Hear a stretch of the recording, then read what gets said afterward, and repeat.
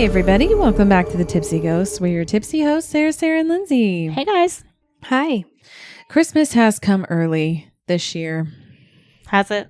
The Taylor Swift movie is now in the theater. Okay. And I have already seen it a couple of times. You've been multiple times. Yes, I have. I love that. Did you take Ryan? I did, and I took Sarah. Or Sarah took me. Yeah, I went. You didn't like it? No, I loved it. I was eyeing your popcorn tin. Now, the thing is that I, instead of being satisfied about, going to concerts, I only want to go to more. Mm-hmm. I wouldn't say it was like your itch. Just as amazing, but it's pretty good. It made me more itchy. I heard they took Long Live out, though. They put it in the credits at the end. Oh, they did? Okay. Yeah. Mm-hmm. I called that. How have wait a second. How have we not talked about Kelsey and T Swift? That's where I was going with this. Yes. It's also everybody because in Kansas City is looking. At least at the time of this recording, they're definitely an item. Yes. She's been going to the Chiefs games. Everybody is looking at Kansas City like, who's this Travis Kelsey? And I've been telling people, I'm like, look, people here in Kansas City, we love Kelsey and we love Mahomes. And we love Taylor Swift. We were here first. Yes, we have known about Kelsey forever. We already love Taylor. Now we combine our one love with our other love, and now it's ultimate love. I just think it's hilarious how people are like all of a sudden paying attention to Kelsey and the Chiefs. And even my husband was like, how do people not know who Kelsey is? He is the best tight end of possibly all NFL history. I'm like... There are these really funny TikToks going on. There's a trend where like the wife will be like, I'm so happy that Taylor Swift put Travis on the map. Yes. And it's just like infuriating. Yes, all the They're men doing are it like, on purpose. It makes me mad. I know. No. That's the whole point. It's because, to make them mad. And they're like, what? Like he Their has head's about to fly national off. commercials. How I do know. people not know who him and Mahomes are? Mahomes and Maotto? Yeah. Yes. Yes. Or even like him with the past Super Bowl with his brother. Like the Kelsey brothers were all over the They have a internet. documentary. It's adorable. It's that adorable. people- For many reasons. I feel like, she doesn't know this, but she's obviously a family member or best friend or both. And she could be in our group easily. And it's like watching your friend and being like, hey, you're doing so good. I'm so happy for you. I know. I saw her with Brittany Mahomes at the last game and I was like, oh my gosh, Brittany Mahomes is probably like in heaven. I would be. Yes. I love that for them. Anyways, yes. Ryan told me yesterday, Mom, did you know that she bought a house in, what's that little lake area that Mahomes lives in? Loch Lloyd. Did she really? Is that a rumor? TBD. She heard from a friend of a friend. Okay. I'll believe it when I see it. Oh, anyways. Okay. But of course I said I'll believe it when I see it when there was rumors of them dating. And then she's coming to the Chiefs games. And I'm like, what is she doing? And then there's videos of them holding hands. And him opening the door for her. Adorable. We love Kelsey. We love Taylor Swift. We love a gentleman. Okay. Anyways, I'm going to change gears and tell you guys about my smorgasbord story. Smorgy. Thank you. It's been a while since we got to hear that. And so not to throw a wrench in things, but mine is an unsolved story. And you know how I typically feel. I love it. I hate this. But you did DB Coops, D's Nuts. What is wrong with me? And that was a big unsolved. I like unsolved stories, but I don't. I've converted you. Yay. I'm not comfortable with it. I hate you both. That is hurtful. I love it. I like to exercise my brain and think about what could have happened. You know what? I took a personality test. I'm offended you didn't send it to the rest of the class to take. We could have been prepared. The results of your personality test are in. She took a Myers-Briggs. Okay. We are the same personality. She's an INFJ, just like me. I am not that. T. You are more introverted than me because I'm closer to the extroverted side. She's 84% introverted. I think I'm like 30. Are we shocked? Yeah, I'm like in the 30%. Intuitive, you're 58%. Feeling, you're 56%. And judging, you are 72%. Do you feel like this is accurate? Oh, yeah. Everything I read about, I was like, yep, that is accurate. Mm-hmm. And so I got to the link because it says like, oh, the INFJ is the rarest personality type. And I was like, oh, well, Lindsay's that. I wonder what I am. Turns out I am also It's rare. you too. And here is a fun fact. One of my college roommates and best friends is also an INFJ.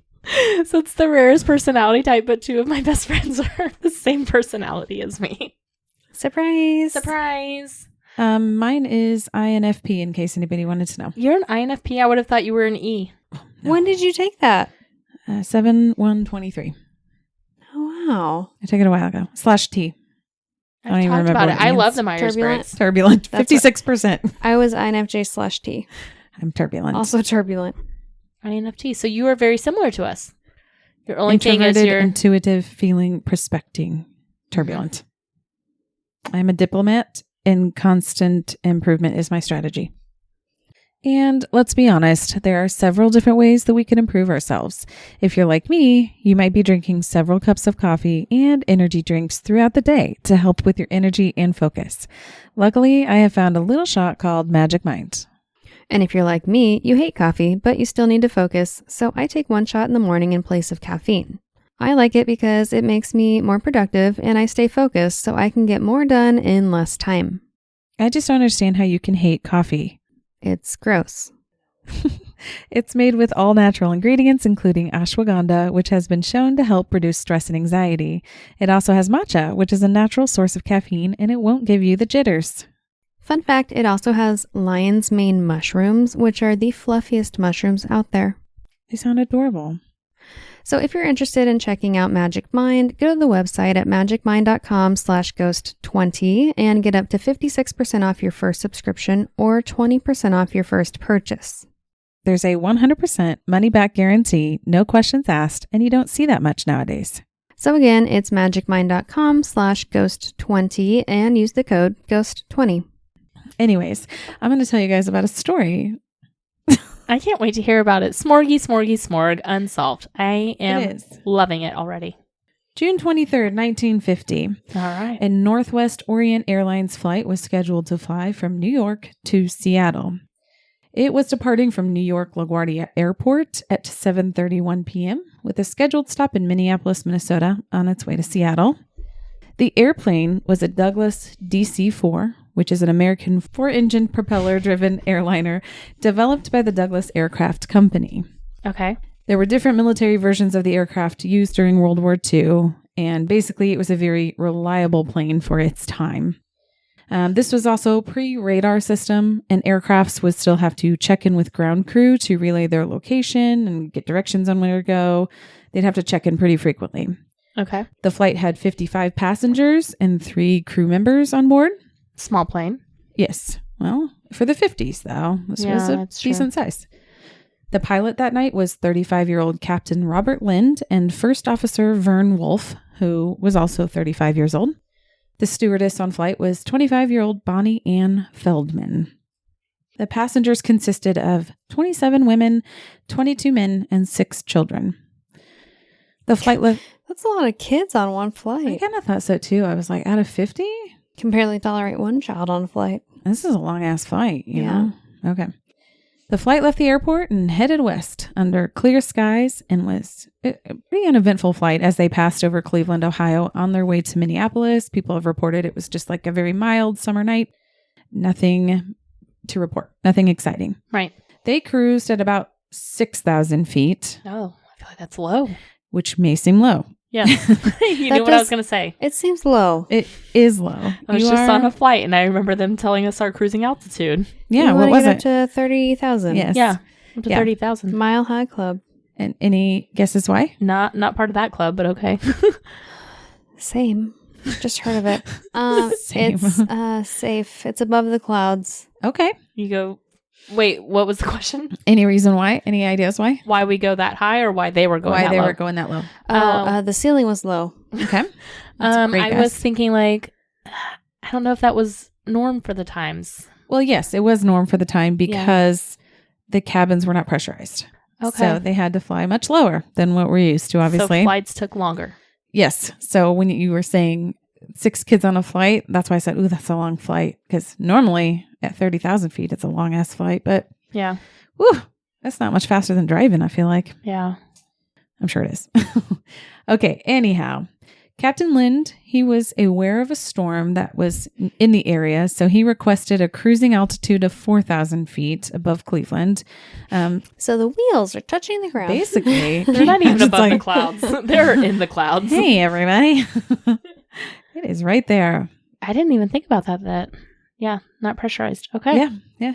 So anyways, he requested a cruising altitude of 4,000 feet above Cleveland to avoid turbulence, which was approved by Air Traffic Control, or ATC. Approximately 40... Thank you. ATC. That's what I put it in my notes later. I didn't feel like typing it out. I don't blame you. Approximately 40 minutes later, ATC. See how much time I saved? Air Traffic Control. That's not a good, it's not a good acronym. ATIC. I don't know if that's what they call it. So like I was trying to be cool, but maybe I'm not cool. I don't know. What's up? My name is Bob. I'm part of the ATC. Yeah, you know me.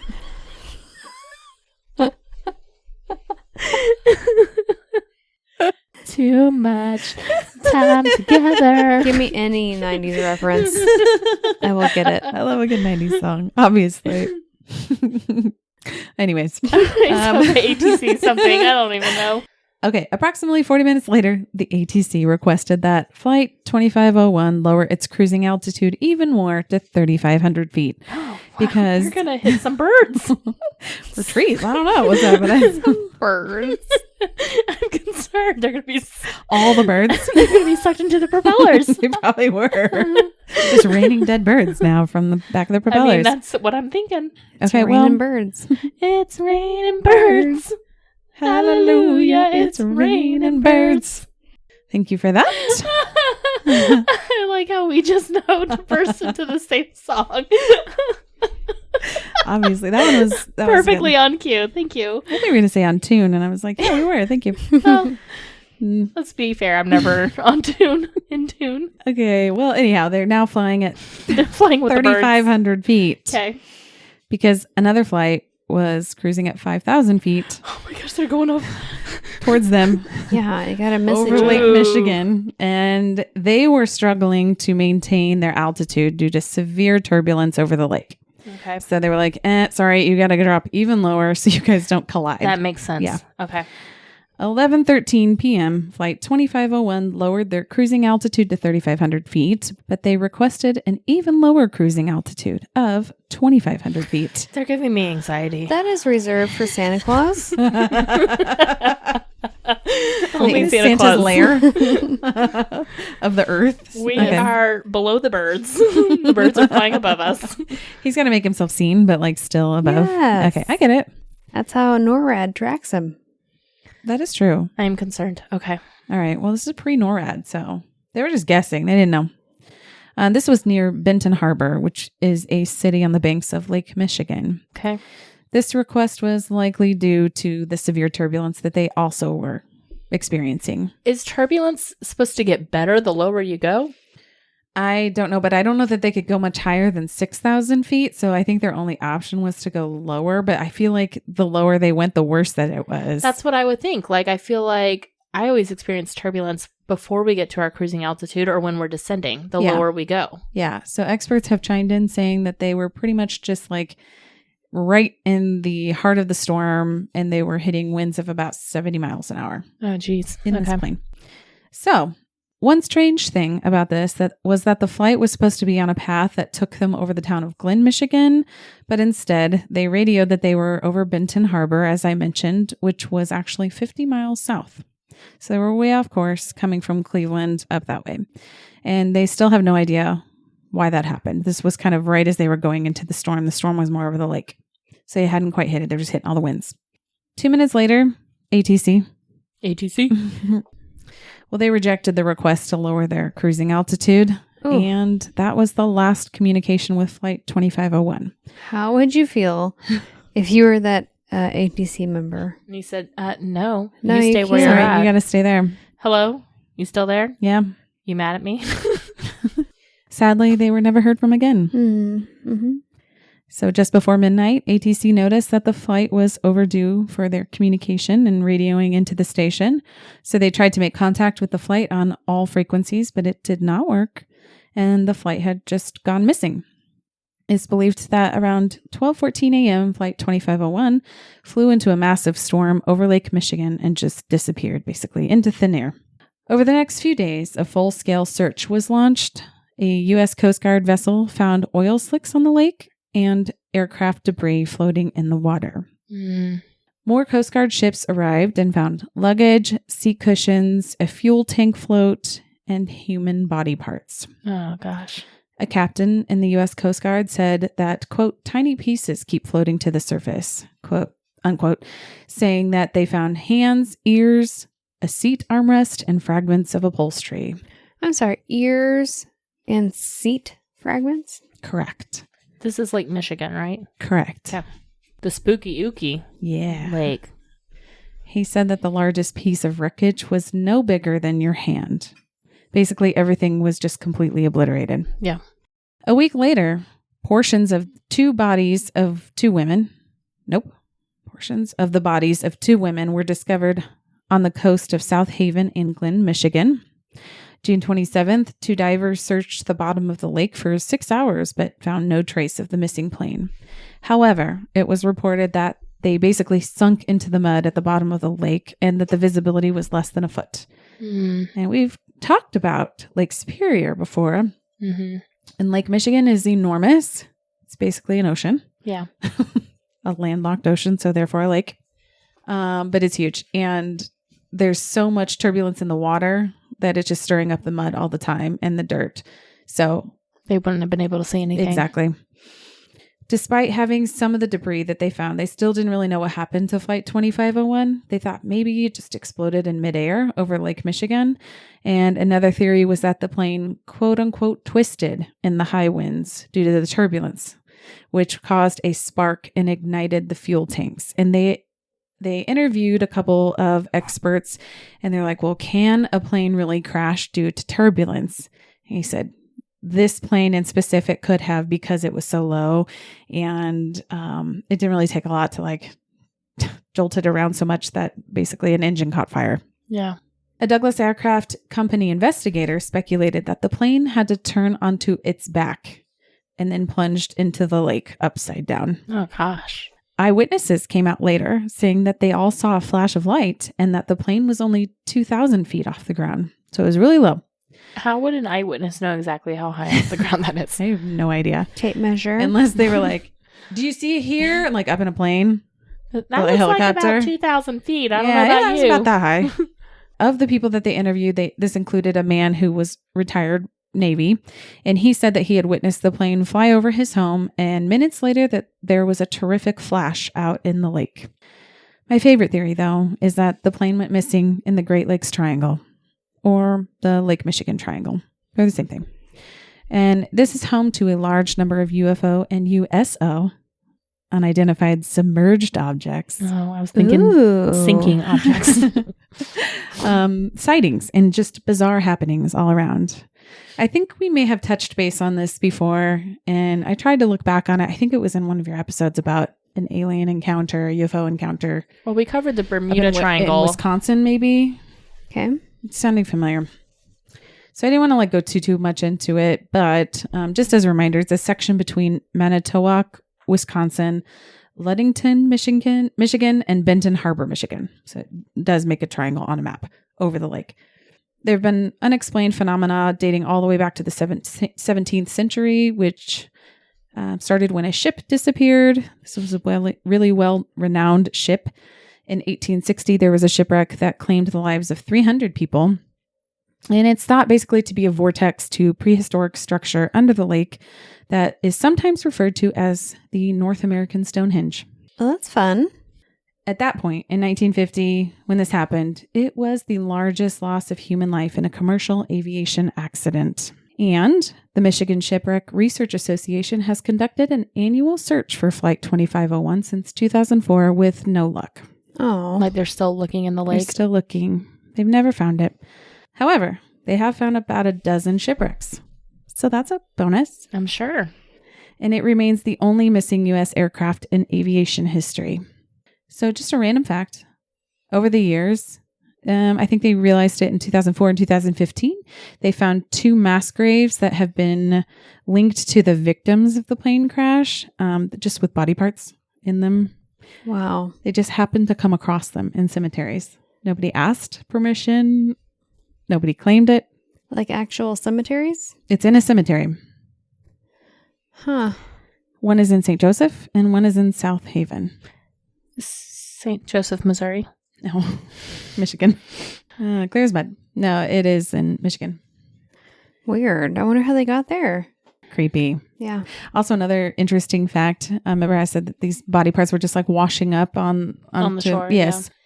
They closed down this very popular shore for like 4 days and then opened it for the holiday weekend.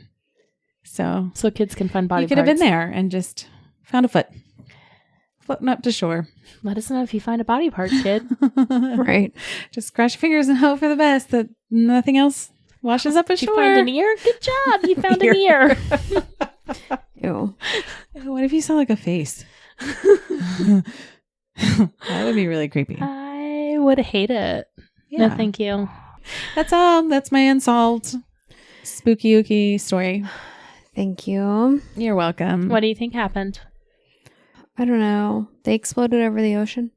Why do you The think lake. they exploded? The ocean lake. The ocean lake. Yeah, it is basically. The ocean lake. I don't know.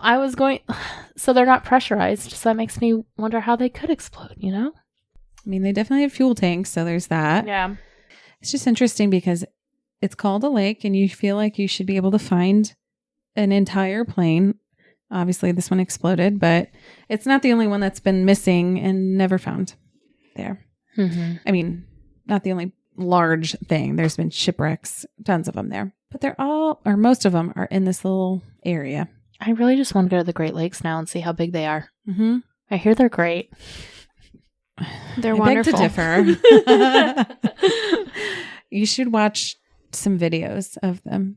Like Truthfully, they are humongous. I just can't wrap my head around like a lake that's being as big as the ocean. You can't see Right. others. Like usually when you think lake, you can see the other side. There's no way. It's an ocean, basically. All right. Well, thanks for your unsolved. Downer. You're welcome. I enjoyed it. All right. Thanks so much for tuning in this week, guys, to our smorgasbord episode. You can always find us at thetipsyghost.com with our socials linked from there, or send us an email at thetipsyghost@gmail.com. Please give us a 5-star rating or a great review anywhere you listen to podcasts. We really appreciate it, and it really does help. All right. Thanks so much, guys. We will catch you next week. Okay, bye. Bye.